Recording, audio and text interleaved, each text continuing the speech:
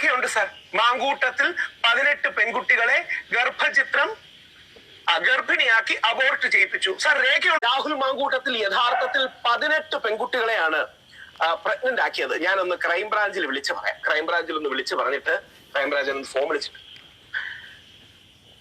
Hello, crime branch അല്ലേ? Sir, Rahul Mamkootathil 18 പെൺകുട്ടികളെ യഥാർത്ഥത്തിൽ പ്രഗ്നന്റ് ആക്കി അബോർട്ട് ചെയ്യിച്ചു. ഈ വിവരത്തിന്റെ സോഴ്സ് ഏതാണെന്നോ? സാർ, എന്റെ കയ്യിൽ രേഖ അടക്കമുണ്ട്. അങ്ങനെ അബോർട്ട് ചെയ്തതിന്റെ രേഖയുണ്ടേ സാർ. അത് രേഖ എവിടെ? രേഖ കാണിക്കാം സാർ. ഞാൻ എന്റെ യൂട്യൂബിന്റെ തമ്പനയിലായിട്ടൊക്കെ കൊടുത്തിട്ടുണ്ട്. രേഖയുണ്ട് സാർ. മാങ്കൂട്ടത്തിൽ 18 പെൺകുട്ടികളെ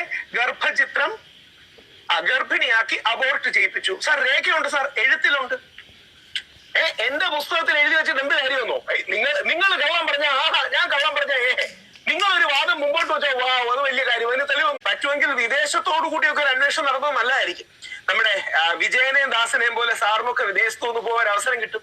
അതായത് നമ്മുടെ അമേരിക്കയെന്നോ, സാറിന് പോകാൻ ഇഷ്ടമുള്ള രാജ്യം മതി, അമേരിക്കയെന്നോ ഇംഗ്ലണ്ടെന്നോ പാരീസെന്നോ ഒക്കെ പറഞ്ഞ് നിങ്ങളൊരു അന്വേഷണം തുടങ്ങിയാൽ മതി. പോൾ ബാർബറെ വല്ലതും കിട്ടിയാലോ?